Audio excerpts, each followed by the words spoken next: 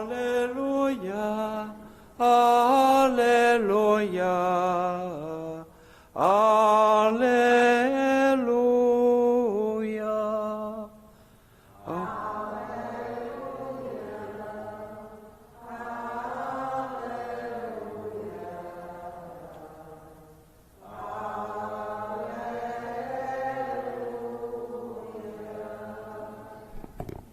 Eu sou a ressurreição e a vida, diz o Senhor. Quem acredita em mim nunca morrerá.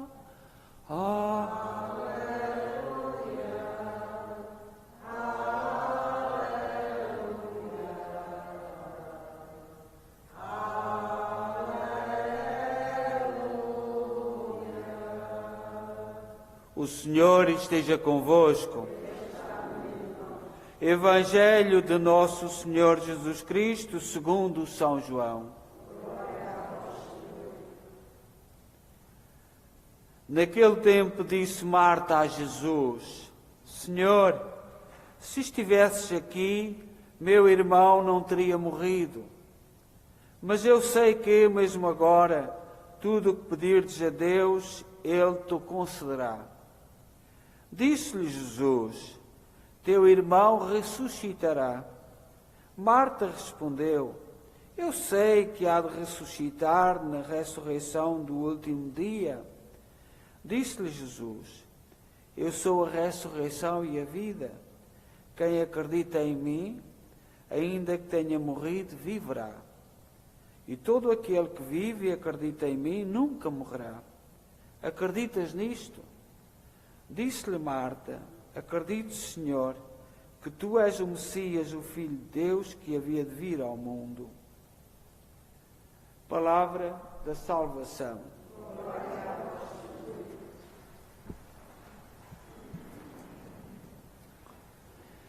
A celebração de hoje, deste dia de fiéis defuntos, dos irmãos que precisam da nossa oração, nós centralizemos na palavra de Marta, que diz, que terminou o Evangelho de hoje: Acredito, Senhor, que Tu és o Messias, o Filho de Deus, que havia de vir ao mundo.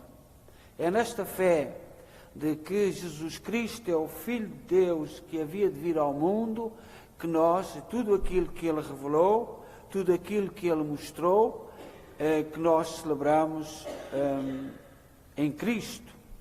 No altar, lembramos os nomes junto ao sacrifício de Cristo. A igreja que nós vivemos, que nós caminhamos, é a igreja presidida por Cristo em 3 fases.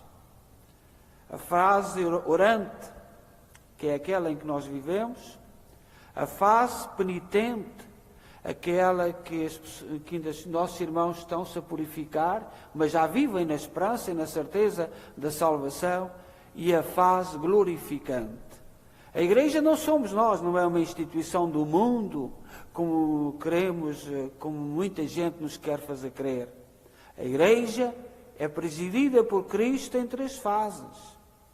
E é esta igreja em que nós acreditamos e que nós confessamos, seja em que fase for, em que estivermos, que Cristo, como Marta, se creio, Senhor, que Tu és o Messias, Tu és o Filho de Deus, que havia de vir ao mundo e que nos revelaste a verdade. E a nossa fé está aqui. Santo Ambrósio, que foi o responsável, foi bispo de Milão e que os nossos irmãos italianos tanto amam, que foi o responsável pela conversão de Santo Agostinho, no século IV, dois grandes filósofos, pensadores. Santo Agostinho foi aquele que fez a união da moral cristã com a filosofia grega. Portanto, no pensamento, nós vivemos num tempo em que se fala tanto em ciência, mas chegámos a um tempo em que nem queríamos acreditar que esta euforia da ciência é para esconder a ciência. Não é para a ciência, para valorizar a ciência, é para a esconder. E Santo Agostinho foi responsável de mostrar a ciência. E diz Santo Ambrósio, no dia do funeral de um irmão seu, escreveu este texto. Vemos que também a morte pode ser lucro e a vida ser castigo. Por isso, Paulo afirma: para mim, viver é Cristo e morrer é lucro. Que é Cristo, senão a morte do corpo e espírito de vida? Morramos, pois, com Ele, para vivermos com Ele. Seja nosso exercício diário o amor da morte, a fim de que a nossa alma, pelo afastamento dos desejos corpóreos, aprenda a elevar-se para as alturas, onde o prazer terreno não pode chegar nem atrai lá a si, e assim receba a imagem da morte para não incorrer no castigo da morte. A lei da carne contradiz a lei do Espírito e quer submetê-la à lei do erro. Qual será o remédio para isto? Quem me libertará do meu corpo mortal? A graça de Deus, que Jesus Cristo, nosso Senhor. Temos médico, apliquemos o remédio. O nosso remédio é a graça de Cristo. E o corpo mortal é o nosso próprio corpo. Por conseguinte, afastemo-nos do corpo para não nos afastarmos de Cristo. Embora vivamos no corpo, não sigamos o que é do corpo, nem nos sujeitemos às exigências da natureza, mas prefiramos os dons da graça.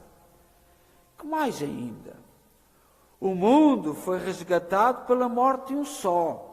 Cristo podia não ter morrido, se quisesse, mas julgou que não devia fugir à morte, como se fosse inútil. Antes considerou-a como o melhor meio para nos salvar. A sua morte foi, portanto, a vida de todos. Recebemos o sinal sacramental da sua morte, anunciamos a sua morte na oração, proclamamos a sua morte na Eucaristia. A sua morte é vitória, é sacramento, é solenidade anual em todo o mundo. Que diremos ainda da sua morte? Depois de mostrarmos como exemplo divino que só a morte conseguiu a imortalidade e se redimiu a si própria. Não devemos, pois, chorar a morte, que é a causa da salvação universal. Não devemos fugir da morte, que o Filho de Deus não desprezou nem evitou. Sem dúvida, a morte não fazia parte da natureza, mas tornou-se natural, porque Deus não instituiu a morte no princípio, mas deu-a como remédio. Condenada pelo pecado a um trabalho contínuo e a lamentações insuportáveis, a vida dos homens começou a ser miserável. Deus teve de pôr fim a estes males, para que a morte restituísse o que a vida tinha perdido.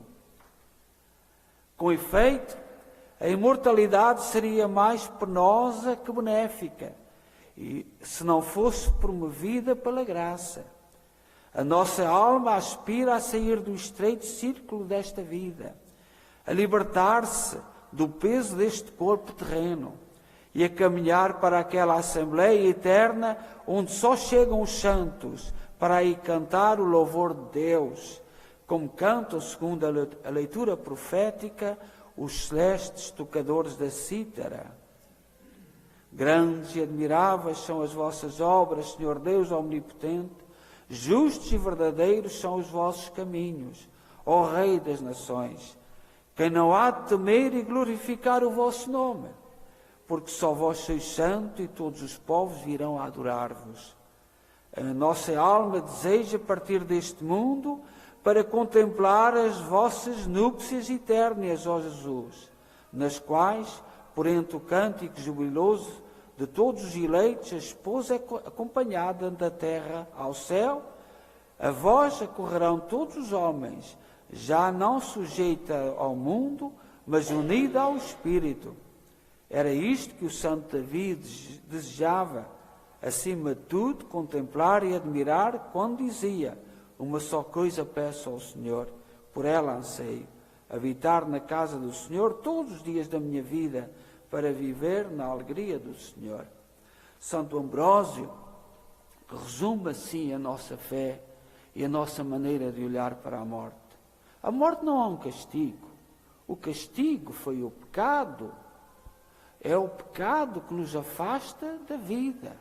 E a morte de Jesus Cristo, que nós celebramos em cada Eucaristia, mas celebramos com a sua vitória, a ressurreição, indica-nos o caminho. Santo Ambrósio, do século IV, transmite-nos a fé que nós professamos como povo de Deus. As palavras de Santa Marta: acredito, Senhor, que Tu és o Messias, o Filho de Deus, que havia de vir ao mundo, é aqui que centraliza a nossa fé. Que somos chamados a olhar para a morte, não à maneira do mundo, como castigo, como flagelo, como derrota. Não. Como Santo Ambrósio nos diz, a morte é precisa. A morte é necessária. A morte é o caminho por Cristo. Nas palavras de Santa Marta: Tu és o Messias, o Filho de Deus, é o caminho de que Jesus não fugiu. Jesus mostrou-nos que é através da morte que se chega à ressurreição.